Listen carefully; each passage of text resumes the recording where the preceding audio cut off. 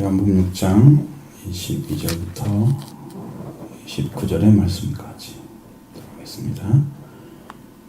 이튿날 바다 건너편에 서 있던 무리가 배 한쪽 외에 다른 배가 거기 없는 것과 또 어제 예수께서 제자들과 함께 그 배에 오르지 아니하시고 제자들만 가는 것을 보았더니 그러나 디베랴에서 배들이 주께서 축사하신 후 여럿이 떡 먹던 그곳에 가까이 왔더라.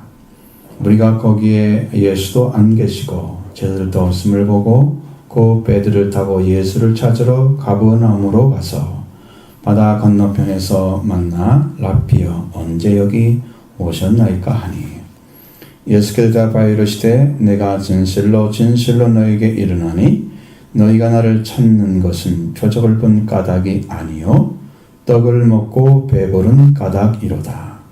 썩을 양식을 위하여 일하지 말고 영생하도록 있는 양식을 위하여 하라. 이 양식은 인자가 너에게 주리니 인자는 아버지 하나님께서 인치신 자니라. 그들이 묻되 우리가 어떻게 하여야 하나님의 일을 하오리까? 예수께서 대답하여 이르시되 하나님께서 보내신 일을 믿는 것이 하나님의 일이니라 하시니. 아멘.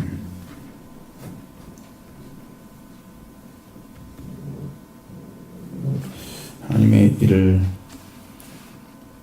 이라고 하는 말씀들에 대해서 여러분에게 많이 말씀드렸는데 하나님 또 이것을 전하라고 하시니까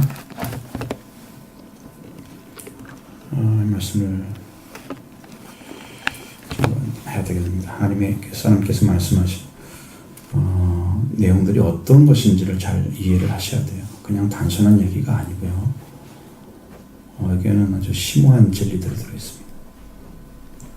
여러분이 그걸 캐치해낼 수 있을지 모르겠어요. 들으시면서 그게 이해가 될지, 그게 알아질지, 이것은 여러분 마음 열고 들으면 성령께서 함께 하시면 알게 될 것입니다. 우리가 교회에 속되신 분들, 신앙생활하고 있는 분들이 대부분이 성도들의 삶은 하나님의 일을 하고 싶어 하는 분들이 많죠. 그래서 조금 은혜만 받으면 나도 신학교 가겠다 이런 분들 엄청 많잖아요. 소명도 아닌데도 그냥 감동받으면 하나님을 위해서 헌신하고 싶은 사람들이 많죠. 우리 청년 때도 좀 그랬던 것 같아요. 근데 꼭 주의 길을 가겠다는 사람들은 그렇게 아주 특출나게 다 결정돼서 있던 사람들은 저 시대는 별로 없었던 것 같아요. 근데 하나님 신앙생활이 계속되고 생활을 하면서 신앙생활 하는 데 있어서 진행형인 그런 삶으로 변형시킨 삶이 필요하다는 거죠. 이게 뭔 말이냐면 그런 삶을 살아가려면 우리가 성경을 잘 보셔서 이 성경 전체 흐름을 좀 파악을 하셔야 됩니다. 에베소 5장의 16절에 나와 있는 세월을 아끼라 때가 악하니라 이 말씀을 꼭 순종하는 삶이 되면 이루어집니다. 이 말씀이 무엇을 말하느냐 그러면 여러분이 깨달아 알아야 될 말씀인데 세월을 아끼라는 말씀은 시간을 살아 그런 이야기인데 어떻게 받아들여야 되냐 하면 아끼라는 말은요 에코라조 메노이 이렇게 됐습니다. 엑사코라조 메노이 단어가 좀 어렵죠 이건. 그래서 이건 완전히 사다 매점하다 그런 말씀이죠. 시간이 제공되는 기회를 사라는 뜻입니다. 이거 뭐냐면 시간이 제공하는 기회를 최대한 이용하라 라는 것입니다. 그런 의미를 가지고 있습니다. 그래서 오늘 하나님의 일을 하려고 하고 이 말씀을 지키려고 하면 우리에게 주어진 시간이 주는 기회를 최대한 이용해서 하나님의 일을 해야 된다는 거예요. 하나님의 일을 한다는 것이 무엇인가를 여러분이 찾아내셔야 돼요. 이 말씀을 들으면서. 자, 예수님께서 오병이어의 기적을 일으키셨어요. 그리고 5,000명을 먹이시고, 예수님은 사람들이 자기를 억지로 붙들어 임금을 삼으려고 하는 그것을 아시고, 성경은 잘못 번역됐어요. 줄로 아시고 그래서는 그냥 이렇게 짐작한 것처럼 나오잖아요. 근데 실제로 원어를 찾아보니까 것으로 아시고 그렇게 나와 있어요. 그러니까 우리 성경이 아주 그냥 허술한 분들이 많아. 좀 그런 것을 바로 잡아줘야 되는데 분명하게 예수님 아셨다는 거예요. 그래서 산으로 올라가셔서 혼자 제자들은 놔두고 제자들은 날이 저물었잖아요. 그러니까 배를 타고 바다를 건너서 가버나움으로 가는 거예요. 근데 이미 어두워졌습니다. 예수님은 아직도 제자들한테 오지 않고 있었습니다. 배도 안 타셨고 날은 어두워지고 배를 탄 제자들은 지금 물을 건너가고 있는 거죠. 바다 위를. 갑자기 큰 바람이 불어왔습니다. 파도가 일어나기 시작합니다. 제자들이 노를 저어서 10여리쯤 가꾸고 있었는데 예수님께서 바다 위로 걸어오시죠. 그걸 보고 무서워하고 있습니다. 두려워하고 있습니다. 예수님께서 나다. 무서워하지 마라. 이렇게 말씀하셨습니다. 근데 그때 제자들이 예수님을 배로 영접을 하며 기뻐하면서 영접을 했는데 그러면서 배는 그냥 가버나움에 갔다는 거죠.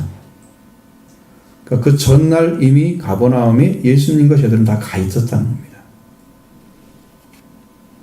자, 이게 숨바꼭질이에요. 이튿날 이제 빵을 먹었던 그들이 그 빵 먹었던 곳에 찾아왔습니다. 그럼 틀림없이 베세다 언덕에 있었을 것입니다.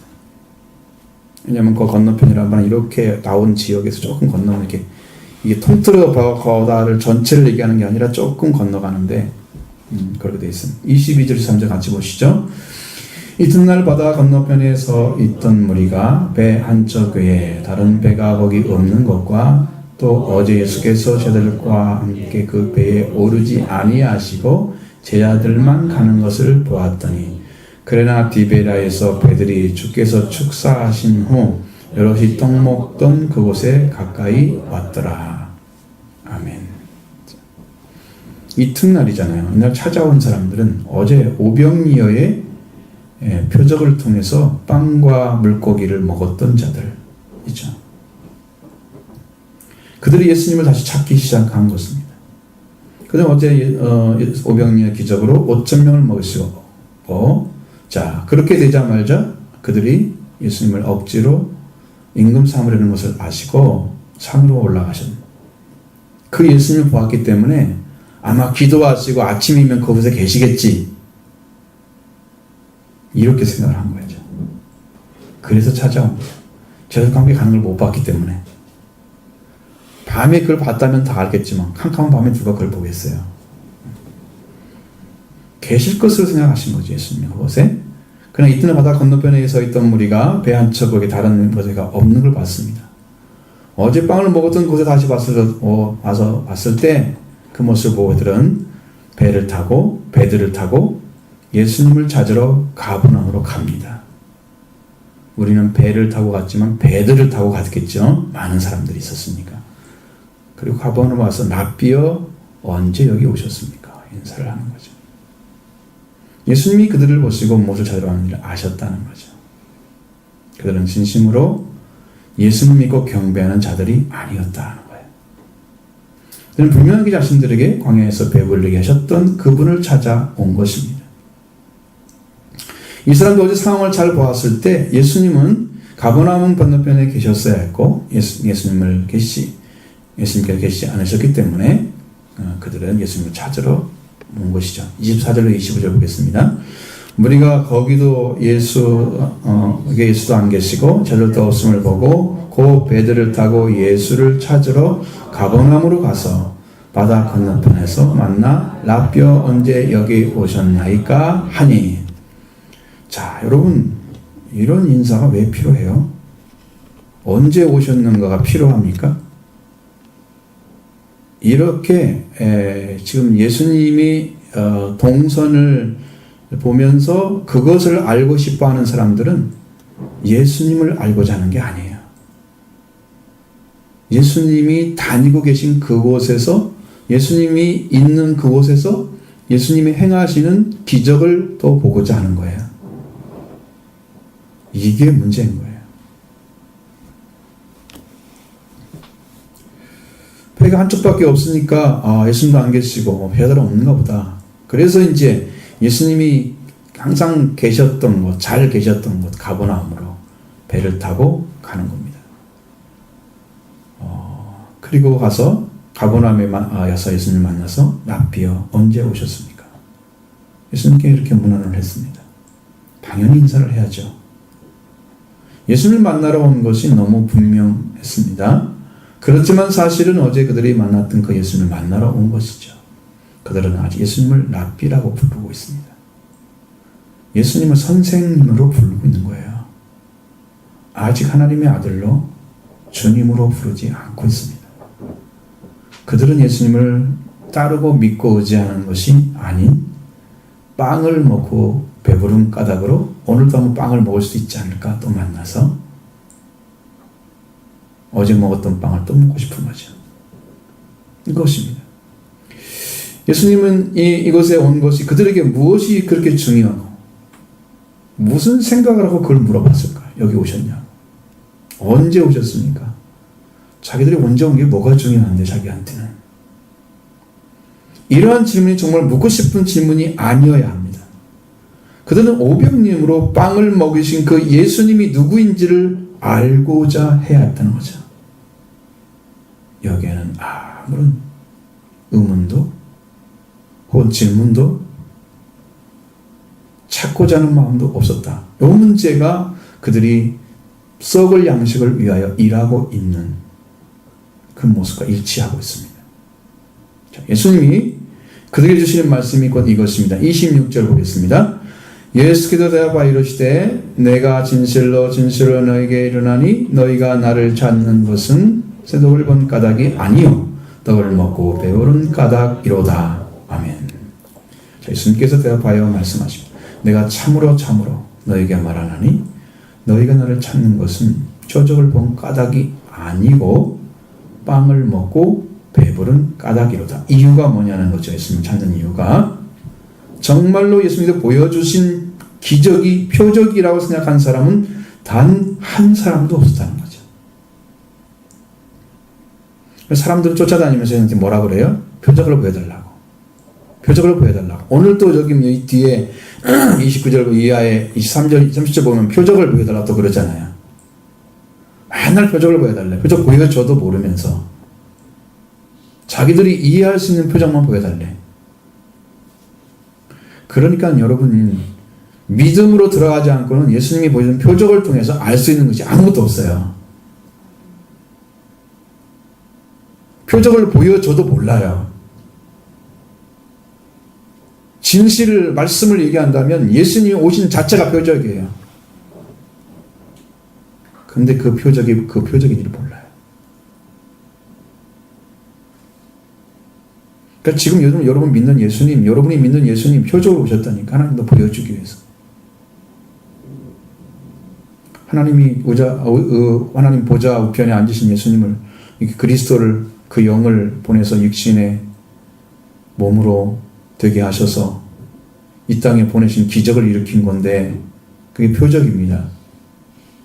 가장 큰 표적입니다. 인류 역사상 이보다 큰 표적은 없어요. 달나라 간 것이 그 표적이 아니에요. 그거보다 더 위대한 표적. 인류 전체를 통틀어서 가장 큰 표적입니다.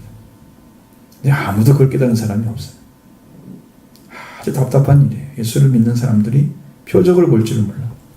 이 문제예요.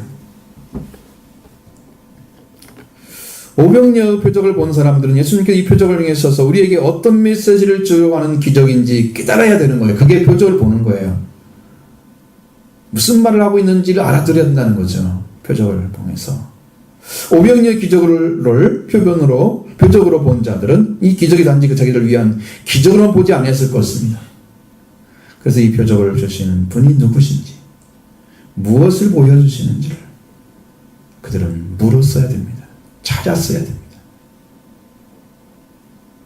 근데 단지 선생님 어디 계십니까? 언제 오셨습니까?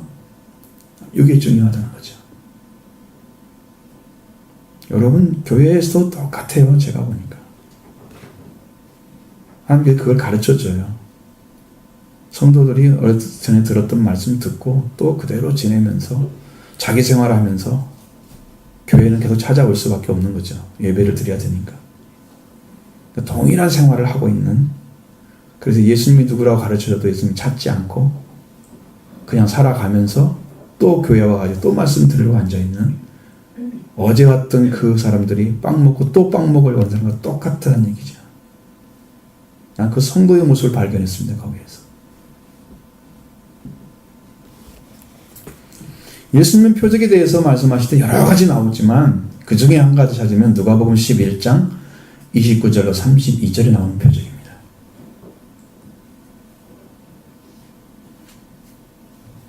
예수님이 하신 말씀이 그래요. 이 세대는 악한 세대라 표적을 구하되 요나의 표적밖에 보일 표적이 없나니. 요나가 니느웨 사람들에게 표적이 됨과 같이 인자도 이 세대에 그러하리라. 예수님 표적이죠. 근데 못 깨달아요. 심판 때에 남방 여왕이 일어나 이스라엘 사람을 정죄하리니 이는 그가 솔로몬의 지혜로운 말을 들으려고 땅 끝에서 왔음이거니와 솔로몬보다 더 큰 이가 여기 있으며. 여러분, 솔로몬의 지혜를 들어보려고 어마어마한 보물을 가지고 남방 여왕이 찾아왔어요. 그런데 그보다 더 크신 분이, 그에게 지혜를 주신 분이 지금 와 계시는 거예요. 근데 그 지혜를 들으려고 하지 않습니다. 더 큰 이가 와도 별로 관심 없습니다. 맞죠? 심판 때에 니느웨 사람들이 일어나 이 세대 사람들을 정죄하리니 이는 그들이 요나의 전도를 듣고 회개하였음이거니와 요나보다 더 큰 이가 여기 있느니라. 요나가 그들에게 표적이 된 이유는 뭐예요? 그들이 요나가 한 3일 다니면서 너희들이 회개하지 않으면 너 망할 거야, 그 얘기하고 그냥 돌아왔어요. 기분 나빠가지고. 원래는 안 가고 싶었잖아. 도망치다가 걸려가지고 바다에 빠져가지고 물고기 뱃속에 3일 동안 있다가 빠져나왔거든요. 하나님 기적을 일으켰죠. 그리고 나서 가서 딱 3일 동안 전도를 했는데 그 말 듣고 사람들이 전부 회개했습니다. 짐승까지 다 밥을 못 먹게 금식해가지고.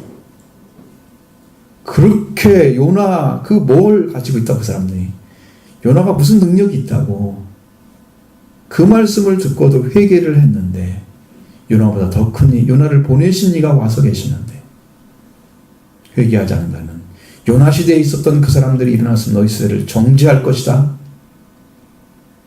이렇게 큰 복음을 듣고도 회개하지 않는 너희를 정죄할 거다. 예수님 이제 표적에 대한 얘기를 이렇게 하시는 거예요. 이게 보여주는 것은요, 회개하라고 보여준 거예요. 그분이 누군가를 보여준 거예요. 누구이기 때문에 오병이어 기적을 일으켰는지 그것을 알아야 된다는 거죠. 그 표적은. 그분이 나눠주는 양식이 뭔지, 왜 어떻게 그런 기적이 일으킬 수 있는지, 왜 주는지 그걸 알아야 된다는 거죠. 그게 표적을 보는 방식이었습니다. 니느웨 사람들은 요나의 전도를 듣고 전도하고 표적이 됐습니다. 그들은 회개하고 구원을 받는 역사를 요나서에 다 기록해놨습니다. 그와 같이 인자신 예수님이 바로 계시는 그곳이 그 시대의 표적이었다는 거죠. 예수님이. 그러나 예수님을 보고 회개하고 돌아와서 예수님을 하나님의 아들로 주와 선생으로 섬기는 자들이 그곳에는 아무도 없었다는 거죠. 이것이 눈물 나오게 아픈 것입니다. 예수님은 솔로몬의 지혜로운 말을 들고 남방 여왕의 솔로몬을 찾아왔다고 말씀해요. 그러나 솔로몬보다 큰 이가 예수님이 그 시대에 나타나셨습니다. 예수님 심판 때 니느웨 사람들이 일어나 예수님의 시대의 사람들을 정죄할 것이다. 이는 그들이 요나의 전도를 듣고 회개하였는데 요나보다 더 큰 이가 여기 와 있어도 회개하지 않았기 때문이다. 요나의 전도가 사람들에게 회개하게 하는 표적이었듯이 예수님께서 지금 보여주시는 오병이어의 표적이 그들에게 표적이 되어야 되고, 그들은 예수님이 무엇을 주는지를 알았어야 되는, 지금 그걸 모르고 있다는 거예요. 모르면 어떻게 하면 될 것 같아요?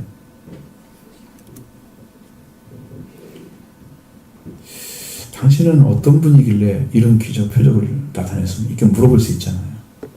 물으면 되죠. 의문이 될지라도 물어보면 되죠. 아, 그래서 그랬구나. 나도 이분을 믿어야 할 분이구나. 그래서 받아들이는 거죠. 표적이 돼서 구원을 시킨 능력으로 나타났죠? 기적이. 이것이 안 이루어지는 이상 표적이 아니라는 거예요. 그들이. 단지 기적을 일으켜서 자기들의 빵을 먹게 한 그런 존재예요. 예수님. 지금 예수님께서 광야에서 무리들에게 500여 기적을 보여주신 그 표적이 무엇인가? 바로 보리빵 5개와 물고기 2마리로 5,000명을 모이신 것은 무엇을 보여주는 건가? 바로 광야에서 배고픈 자들에게 준 중요한 식품이었다는 거죠. 그러나 그것을 먹고 다시 갑으로 찾아온 자들은 예수님을 만나러 온 자들이었습니다만 그들이 예수님을 찾아온 것은 어제 먹었던 빵 문제이기 때문에 예수님께서 보여준 500여 기적을 표적으로 알고 그분을 빵을 주시는 분이 아는 자가 없었다. 이 문제가 핵심이라. 사람들은 예수님이 필요한 사람이 아니라 빵이 더 필요한 거예요. 예수님 주신 빵이. 꼭 아이들 같잖아요. 아이들이 우리는 직장 생활을 잘 안 해봐서 모르는데 어디 갔다 오면 아이들이 뭐 사학 올 것처럼 기대하고 있잖아. 아빠가 들어오면 손에 뭘 들고 계시겠지? 그러면 딱 가가지고 아빠하고 안기는 게 아니라 그걸 잡고 더 먼저 들어가잖아. 뭐가 더 중심일까? 아이들은 이해는 되지만 그러나 그런 철없는 것과 똑같은 거죠. 왜 그렇게 자신들이 원하는 걸 찾고 예수님이 주시고 예수님을 보내서 하나님 하시는 일은 관심이 없을까? 뭐 때문일까요? 그들은 육적인 사람들이기 때문입니다. 성경에 요한복음 6장 63절에 말씀하시기를 살리는 것은 영이니 육은 무익하니라. 내가 너에게 이런 말은 말씀하신 말씀은 영이요 생명이다 그랬습니다. 그러니까 예수님의 말씀이 영이요 생명으로 들어온 사람들은 육적인 문제로 안 찾아가요. 예수님은.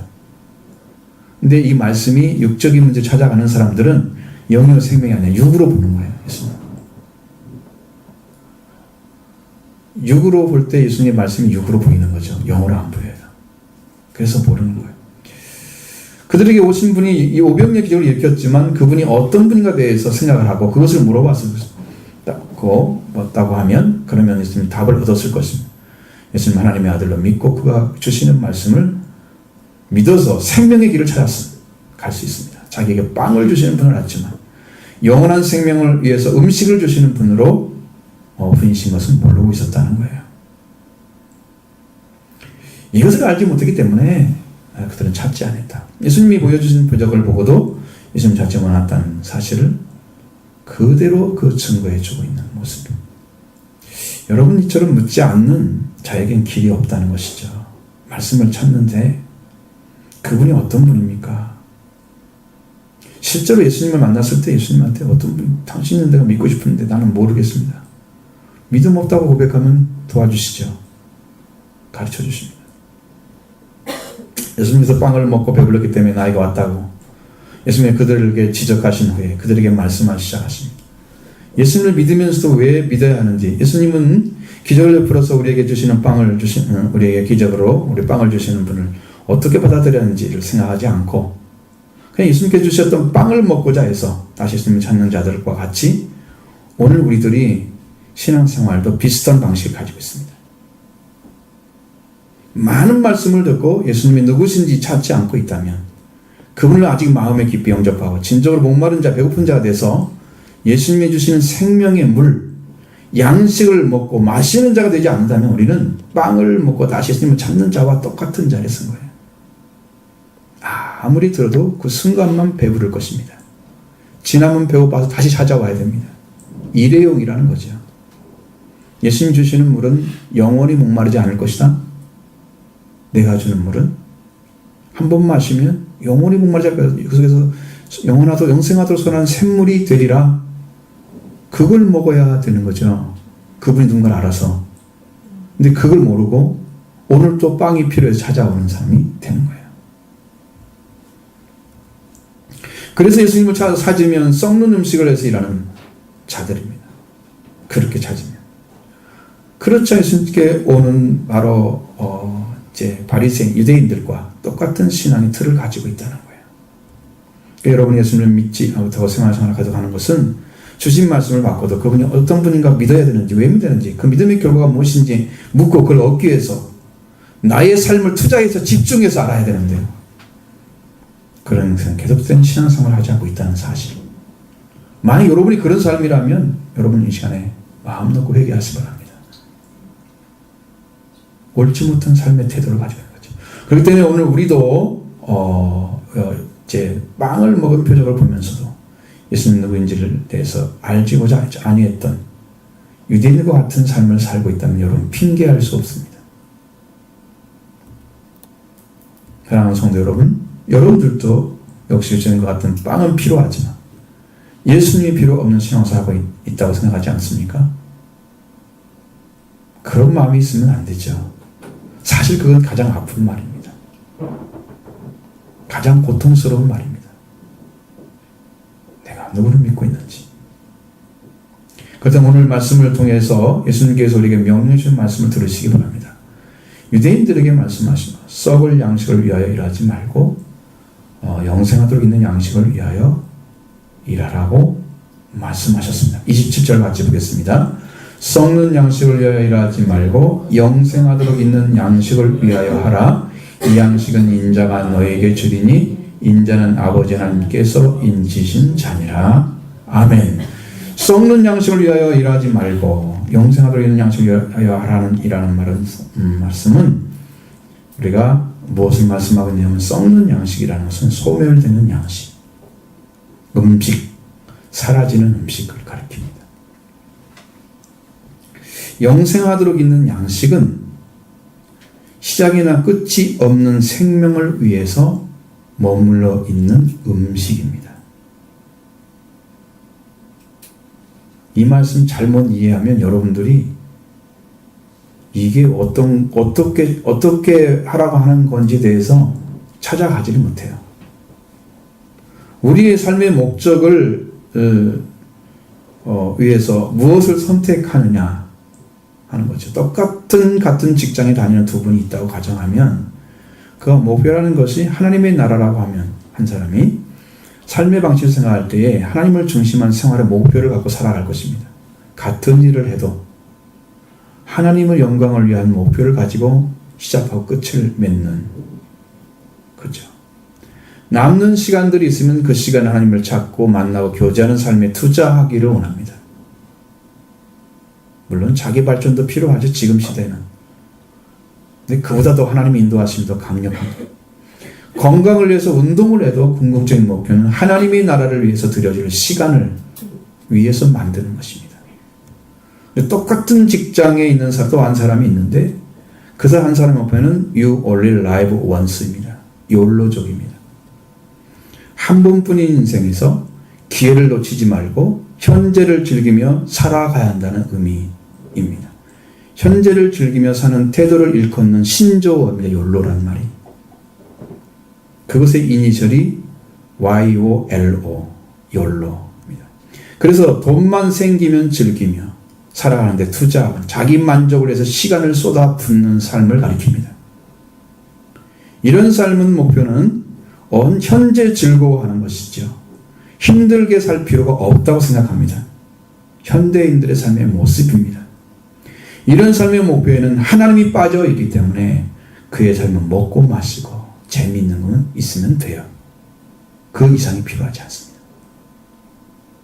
자신을 즐겁게 해주는 데 있어서 모든 돈이나 시간을 투자합니다. 이렇게 딱 생각하면 여러분 생각나는 사람 한 사람 있죠?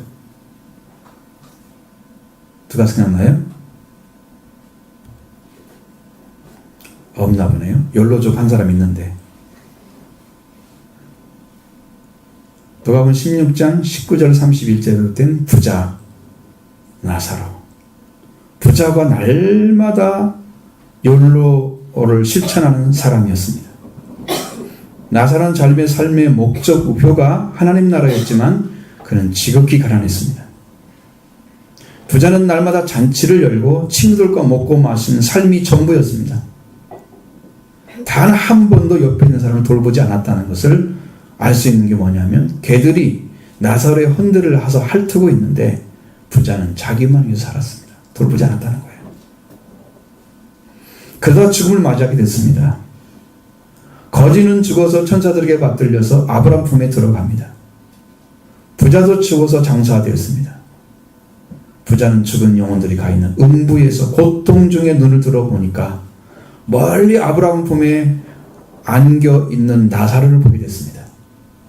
부자는 아브라함을 향해서 아버지 아브라함이여 나를 긍휼히 여기시어 나사로를 보내어 그 손가락에 끝에 물을 찍어 내 혀를 서늘하게 하소서. 내가 이 불꽃 가운데 괴로워하나이다 하고 외쳤는데 아브라함은 너는 살았을 때 좋은 것을 받았고 나사로는 고난을 받았으니 이것을 기록하라. 이제 그는 여기서 위로를 받고 너는 괴로움을 받느니라. 이렇게 말씀하고 있습니다. 그 나머지는 여러분 누가복음 16장에서 읽어보셔야 돼요. 제가 그것을 가지고 말씀드리려고 하는 게 아니기 때문이죠. 이렇게 욜로족은 망하게 됩니다. 하나님을 목표로 하는 영광을 위해 살아가는 사람은 영생을 얻습니다. 삶의 목표와 방향과 목표와 방향이 하나님의 나라에 정조준된 사람, 삶은 사람이 영생을 얻는 거예요. 그러나 많지 않다는 거죠. 썩는 양식을 위하여 일하는 사람은 많고 시작과 끝이 없는 생명을 위해서 머물러 양식을 위해서 일하는 사람은 아주 적다는 것 성경에 증거하고 있습니다. 예수님께서 보여주신 표적을 보고 예수님이 누구신지를 묻는 사람이 없고 예수님으로 하나님께 들어가는 길로 삼는 사람도 거의 없었다는 거죠. 그 중에서는 한 사람도 없었습니다. 영생을 드린 양식을 가지고 계신 분이 인자였습니다. 인자는 아버지 하나님이 인치신자, 도장을 찍어줬다는 거죠. 보정해 주시고 보장해 주시는 분, 신분이 보장되는 분입니다. 하나님이 보내신 분이기 때문에 틀림없는 분이다. 그분이 그 양식을 가지고 있다. 그러니까 그분을 믿어야지 영생을 얻는 거다. 예수님은 그걸 가르쳐주고 싶은 겁니다. 바로 이분을 통해서 영생하도록 있는 양식을 얻어야 할 우리들이 해야 할 일이 무엇인가 보겠습니다. 28절 29절입니다. 그들이 묻되 우리가 어떻게 하여야 하나님의 일을 하오리까? 예수께서 대답하여 이르시되 하나님께서 보내신 일을 믿는 것이 하나님의 일이니라 하시니. 아멘. 그들이 하나님의 일을 물었죠. 우리가 어떻게 해야 하나님의 일을 하는 것입니까? 자, 예수님께서 하나님의 일에 대해서 그들이 물었고 예수님 대답해 주셨습니다. 예수님은 어떻게가 아닌 무엇에 대해서 대답을 해주셨습니다. 그들은 어떻게 해야 되냐고 물었지만 예수님은 무엇을 하라고 가르쳐줍니다. 어떻게 보면 열심을 가지고 율법을 지키고 살라고 그렇게 말씀하시면 그것이 어떻게 방식이 될 것입니다. 대답이. 그러나 예수님은 그렇게 말씀하지 않고 무엇을 믿는 것이라고 말씀해 주셨습니다. 보이는 행위가 아닌 추상적인 방식, 보여지면서 할 수 있는 것이 아니고 내적으로 본인만이 알 수 있는 그것을 하라고 말씀해 주셨습니다. 행위가 아닌 믿음으로 하라고 말씀하셨습니다. 그 하나님께서 보내신 일을 믿는 것이 하나님의 일, 곧 하나님께 속한 일이다. 이렇게 말씀하셨습니다. 예수님 우리에게 어떻게 하라고 말씀하시자고, 무엇을 하라고 말씀하십니다. 그것은 하나님이 보내신 일을 믿는 것입니다. 그런데 이 일을 어떻게 구체적으로 어떻게 해야 되는가? 그것을 말씀드리려고 하는 거예요. 앞에서 말씀드린 에베소 5장 16절의 말씀에서 세월을 아끼라 때가 악하니라. 이 말씀은 시간을 사서 시간이 주는 기회를 놓지 말고 최대한 활용하라는 말씀이죠. 때가 악하다는 말씀은 시간과 기회를 잘못 사용하도록 인도하려는 압박이나 많은 장애가 있어서 위험할 수 있다는 거예요. 지금 때가 악하다는 것은. 여러분 세상에 내 시간을 뺏어가지고 다른 데 쓰도록 만드는 일을 많이 하잖아요. 압력을 넣죠. 기회를 뺏어가죠. 많을 거다 그러면 때가 악하다는 말. 바로 그 말이에요. 시간, 기회 갖지 못하도록 위험하다. 그런 시간을 쓰지 말라는 거예요. 그러면 그리스도인들은 생활에서 해이해져서는 안 돼요. 언제나 그런 압박이나 장애를 극복할 수 있는 삶을 꾸려가려고 기도로 준비하고 말씀으로 준비해야 됩니다. 우리의 삶의 목표가 흔들리지 않게 살아가야 된다는 것이죠. 심주되면 세월을 아끼라는 말씀 가운데 세월은 시간을 가리키는 것입니다. 아끼라는 말은 앞에서 말씀드렸죠. 시간을 살아라는 말은 간다는 말이 아닌 것이죠. 엑사고라 조메이노, 조노메이. 이 완전히 사다, 매점하다는 뜻입니다. 써서 시간이 제공하는 기회를 사는 것입니다. 최대한 이용하는 거예요. 시간은 기회와 같다는 것입니다. 지금 여러분이 하나님을 찾고 내가 기도하러 가야겠다. 지금 기회를 이용하는 거예요. 시간을 통해서. 내가 지금 이 시간을 만들어서 난 성경을 읽어야지. 시간을 기회를 이용하는 거예요. 내 하나님을 찬양하는 시간을 가져야지. 지금 시간을 기회로 만드는 거예요. 그걸 최대한 활용하는 것이 세월을 아끼라는 것입니다. 그 삶이 하루하루가 지나서 쌓여지는 거예요. 일주일이 가죠. 한 달이 가죠. 1년이 갑니다. 그 삶의 결과가 여러분이 말씀대로 살아왔으면 결과가 나올 거예요. 심은 대로 거두리라. 하루하루의 삶이 여러분의 삶을 엮어가는 그 시간들이 모여서 이루어지는 일생이에요. 이것을 여러분 최대한 이용하셔야 됩니다. 그 방식이죠. 믿음의 일을 행하는 데 있어서 여러분들이 하나님께 속한 일을 하지 아니하는지 아니면 육신의 일에 속하는 것을 하는지를 분간하셔야 된다는 거예요.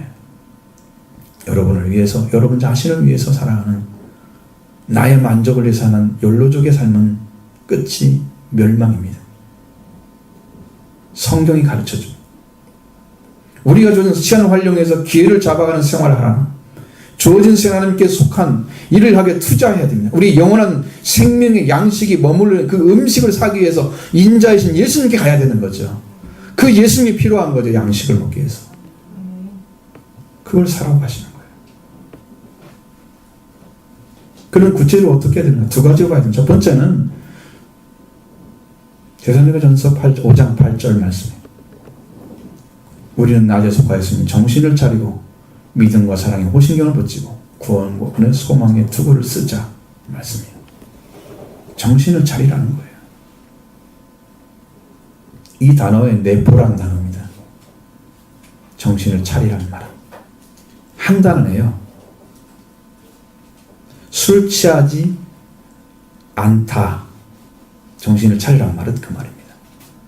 술 취하지 않다. 혹은 정신을 차리고 있다. 라는 말입니다. 여러분 정신을 차리지 못하는 원인 중에는 술을 취했기 때문에 정신을 못 차리는 거예요. 술은 상징적인 이야기입니다. 여러분이 취해 있는 것들이 여러분의 정신을 못 차리게 해서 여러분의 시간을 다 뺏어가 버립니다. 기회를 제공해 싹 박탈해 버리는 거예요. 그렇게 해서 여러분의 천국 가는 길을 막아버립니다. 하나님의 일을 하는 일을 시간을 갖지 못하게 해요.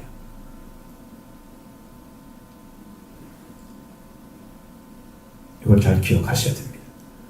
사람에게 그 무엇에 의해서 지배받고 있는 인간의 몸과 정신이 완전하게 돌아와서 깨어나서 취하지 않고 다른 어떤 것에 지배받지 않고 올바른 의식과 판단력과 지혜를 발휘할 수 있게 만들어진다면 지금 정신을 차린 거예요.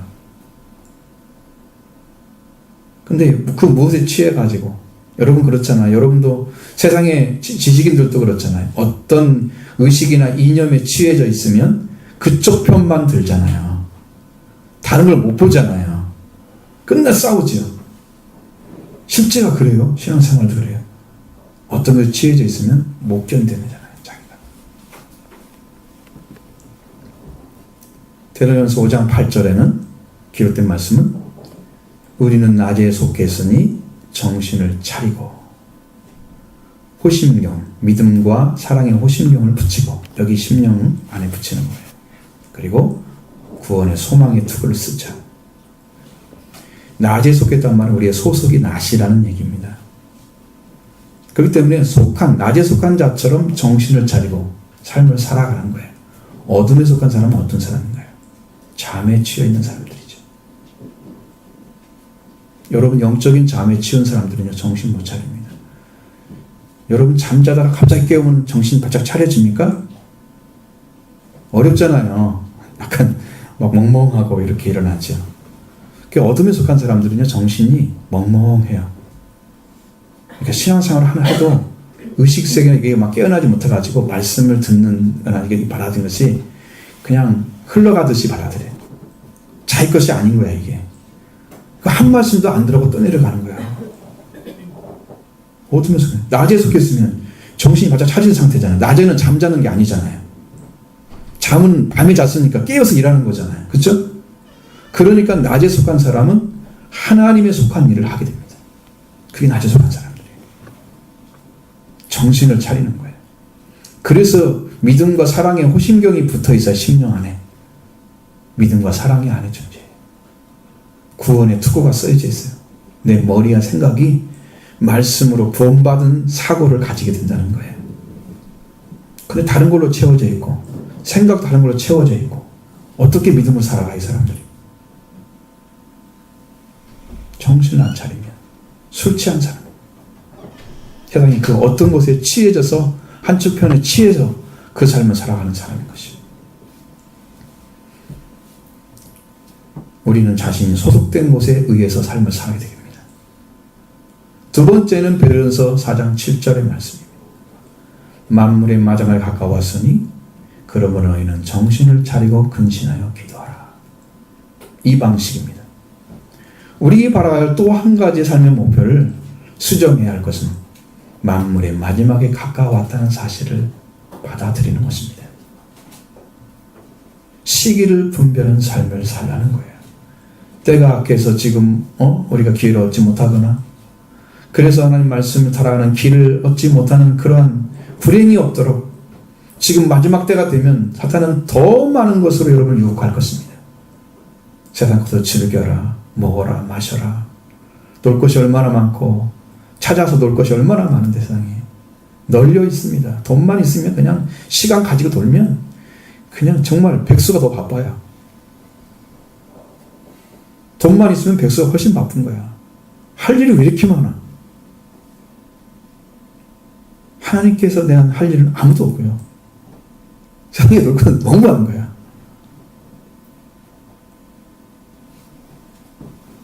그러니까 만물이 마지막에 가까웠기 때문에 그럼 너희는 정신을 차리고 앞에서 정신 차리고 똑같은 거예요. 술 취하지 않는 거예요.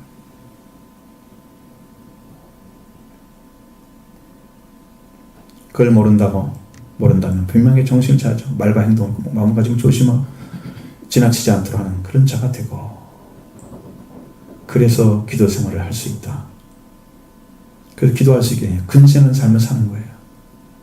정신을 차리고 마음, 몸, 행동, 말과 행동을 몸가짐을 조심하고 지나치지 않도록 자기 삶을 내버려 둬가지고 그 삶이 한쪽으로 치우치지 않도록 잘 붙들어가는 삶이에요. 그게 근신하는 거예요. 삶이 그냥 되는 대로 되라. 이것도 좋고 저것도 좋고 뭐 여기 믿음의 생활 되면 기도의 교회 와서는 교회에 맞게 살고 세상에 나가면 세상에 맞게 살고 그리고 적당히 맞춰서 살아가는 이건 근신한 삶이 아니에요. 마음과 말과 행동을 몸가짐을 조심하고 이렇게 자기를 잘 갖춰가는 삶을 살아요. 지나치지 않도록 탁 선을 그어서 이건 안 됩니다. 이건 그런 믿음의 삶이 마음에 새겨져야 된다는 거죠. 그 근신이 이루어지면 정신을 차리게 되면 그것이 이루어져요. 그 다음에 기도하는 삶이 이루어지는 거예요. 내가 마음이 이미 준비가 되어 있기 때문에 하나님을 향해서 하는 거예요. 그때가 시기를 분별하지 못하면 그때를 놓치고 마지막 인생 정리를 해야 할 그날에 내가 인생을 잘못 살다가 그렇게 하면 그때 무슨 변화를 가져오겠습니까? 그게 그의 진정성일까요? 죽을 때는 다 안답니다. 지옥 가는 건지 천국 가는 건지. 근데 우리는 그 지옥과 천국 가기 전에 알아야 돼요. 지옥 가는 사람은 모를 수 있습니다. 천국 가는 분들은 압니다. 그냥 영으로 이 땅에서 사는 삶 속에서 나는 이미 속한 거야. 하늘에 속한 거야. 그걸 알고 살아요.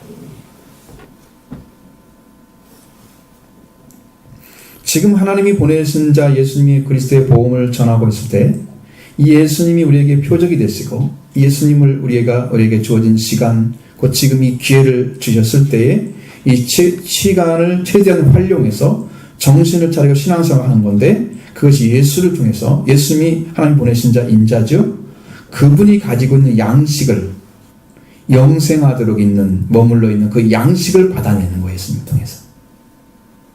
그것이 썩는 양식을 위해서 일하지 않는 것입니다. 계속해서 받아 먹어야 됩니다.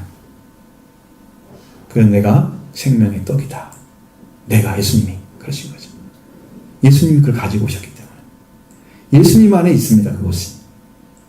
그 머무르는 것을 여러분의 주구자에서, 우리한테 주구자에서 오신 거잖아요. 근데 믿는 사람들이 그걸 먹을 수 있는 그런 기회를 지금 가질 수 있죠? 그러면 그분을 찾아야 됩니다. 시간을 통해서 그분에게 나가야 됩니다. 활용해야 된다. 그게 믿는 삶을 구체적으로 사는 방식이에요, 지금. 여러분, 부끄럽게 생각하셔야 됩니다. 살지 못했으면. 그리고 오늘부터 고치면 됩니다.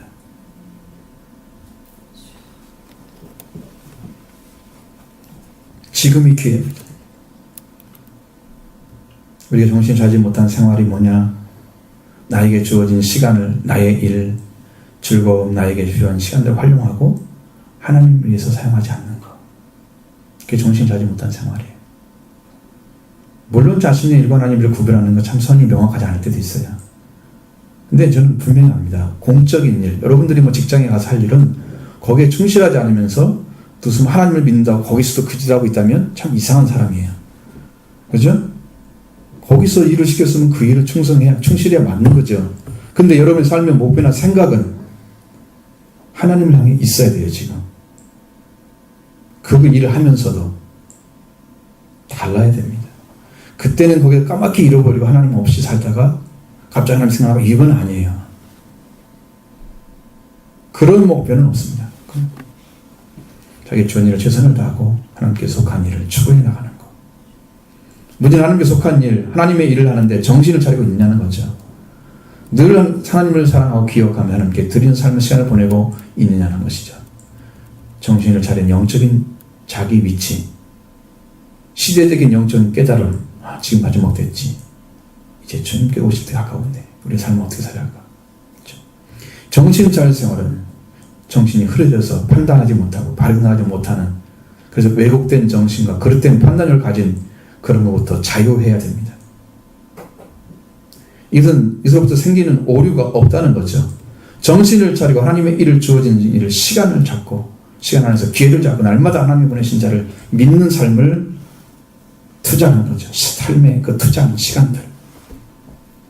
여러분 삶이 그렇게 부유하기를 바랍니다. 말씀으로도 시간을 투자했을 때 그 다음에 말씀으로도 부유하게 되기를 바랍니다. 왜? 하나님이 그걸 믿음으로 받아들여서 그 말씀으로 순종해 가면 그걸 주시기 시작해요. 이제 은혜로 경험을 하면 더 하고 싶어지잖아요. 근데 처음에 시작했는데 별것도 없고 아무것도 없는 것 같아. 그럼 지치다가 나중에 그냥 안 하고 말잖아. 이것이 아니고 여러분이 이 말씀을 믿음으로 받아들여서 나도 해봐야 되겠다 하고 결심해서 나아가면, 그것이 하나님이 받으신다고 하면 여러분에게 분명한 효과가 바로 나타날 거예요. 믿음으로 출발했기 때문에 그 사람에게는 바로 은혜의 역사가 있을 것입니다. 정말로 기도할 때 은혜를 받게 될 것이고, 찬송할 때 하나님의 영이 있게 임재하는 용기일 것이고, 그것이 신앙의 결과까지 가져와요. 충분히 가져옵니다. 기도하며 찬송하는 게 나가는 것, 찬송하는 바라보는 것, 성경을 보면서 하나님 임재를 경험을 소망하는 것, 잠을 자다도 하나님께서 나가서는 그 영적인 욕구를 가지고 하나님의 교제가 일어나는 그런 생활들이, 하나님 나라와 하나님의 교회 충성된 일꾼이 일을 하는 그런 믿음의 자녀가 되는 것, 영적을 잠자지 않고 하나님 보내신 예수 그리스도를 믿는 것에 대해서 아무 일도 하지 않는 사람, 갑자기 영적인 말씀을 들으면 영의 충격을 받아요. 그러면요, 제가 그걸 많이 봤거든요. 여러분이 하나님 믿는 믿음을 잘 하지 않고 그냥 멍 때리고 있는 거예요. 영적으로는. 영적으로 멍 때리고 있는 상태에서 영적인 말씀이 딱 들려오면 하품이 다 나옵니다. 이상한 정도로. 충격을 받으면 그래요. 제가 그런 현상들을 많이 봤습니다. 사물의 목사님 중에서도 그런 사람이 있어요. 자기는 말씀을 전혀 생각하지 않고 딴 생각하고 있는 거예요. 지금 육적인 생각을. 영으로 생각하고 있으면요, 그냥 말씀이 그냥 연결돼요. 바로바로. 영이기 때문에. 근데 그거 아닌 사람들 순간에 딱 충격받으면 순간에 갑자기야. 영이 딱 깨어나면 정신이 바짝 차리는 거야. 아, 잘났다, 하품하잖아, 여러분. 꼭 그런 느낌. 잠자고 일어난 것 같아. 정신을 차리고 하나님 앞에 서지 않았다는 그런 증거가 나타나. 저는 지금 자신이 비로소 교회에 왔다는 사실도 그때 깨달아. 아, 내가 진짜 예수를 믿어야 되지. 그냥 습관적으로 교회에 오는 거잖아요. 그렇지 않고 진짜 온 거예요, 진짜. 마음에서. 아, 내가 하나님께 정말 깨어서 기도하면서 하나님께 예배를 드려야지. 이 심령이 딱 찾아져. 예수님을 내가 믿고 있다고 생각합니다. 하나님 잘 생각해야 됩니다. 신앙생활하고 다짐하고 교회를 나서지만 교회를 떠나서 세상에 나가는 것부터 우리는 의식세계가 다시 세상의 의식세계로 바꿔집니다. 금방 빠져요. 그래서 예배 드릴 때는 아멘 하던 사람들이 그러면 가면 세상 얘기하고 있잖아. 자기가 밥 먹을 때. 그냥 늘어놓고 그냥 절대 인간적인 신앙 성도의 교제는 안 일어나고 그냥 세상 얘기. 우리 교회는 그렇지는 않습니다. 여러분 분위기는 그렇지 않은데 그런 사람이 넘쳐났습니다. 많이 그래요. 금세 돌아가버리고 의식세계가. 그러니까 이게 의식바탕이 바뀌지 않으면 여러분 삶은 은혜로 사는 건 거의 불가능하다는 생각 하셔야 돼요. 그래서 회개해야 됩니다. 그렇지 않으면 이게 안 이루어집니다. 의식이 근본적으로 바뀌지 않았기 때문에 그냥 옛날에 세상으로 그냥 딱 돌아가서 똑같은 생각 그대로 가지고 살아요. 그래서 말씀 들을 때는 그렇게 해야지. 또 나가면 또 마찬가지. 이런 삶을 완전하게 단절하려는 방식은요, 회개로 새로운 생활로 들어가는 거예요. 영적인 생활로. 그래서 구원을 받고 성령을 받는 거예요. 그렇기 때문에 우리들이 하나님의 일을 하는 것은 단지 교회에서뿐만 아니고 우리가 살아가는 시간 동안 하셔야 돼요. 여러분 예배 드리는 시간이 교회에서 몇 번이나 되겠어요? 교회 와서 일주일 동안 몇 번이나 돼요? 우리가 하나님의 일을 하고 하나님께 나가는 일을 하는 그 순간이 얼마나 되겠어요? 일주일에 몇 시간 되지 않죠? 교회에서 예배 드리는 시간, 교회에 머물러 있는 시간 좀 하겠죠, 생각을. 하나님 향해 나가겠죠. 나머지 여러분의 사는 사람이 훨씬 많잖아요. 여러분이 이것에서 벗어나서 회개하고 성령 받을 때까지 하나님의 뜻대로 하는 일을 할 때까지 여러분의 심령에서 이 말씀은 계속 외쳐져야 되는 것이죠. 저는 사명이 있어서 그런 거예요. 여러분의 말씀 드리는 것은 제가 그거 안 하고 여러분처럼 앉아있다면 나도 편하죠. 일을 시키니까 하는 거지. 응? 나도 여러분처럼 신앙생활하면 좋겠어요. 그냥 다른 사람 전해주는 거 그냥 듣고. 그렇지 않으면 우리는 변화될 수가 없기 때문에 계속해서 반복되는 말씀이지만 진짜 은혜를 받게 되면 그 말씀이 반복이 아니고 샘물이 돼요. 샘물이. 그런데 이게 변화는 안 되고 들린 말씀이 계속 들어오면 샘물이 아니고 이건 잔소리가 돼요.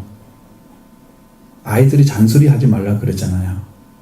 진짜 웃기는 건 뭐냐면 자기는 그렇게 말하는 대로 하지도 않으면서 말하는 것만 싫어하는 거야. 그냥 제일 보기 싫어요. 그런 애들이. 자기가 부모가 하는 말도 좀 들었으면 좋겠는데 이걸 해야 되거든요. 안 하면서 다른 걸 막.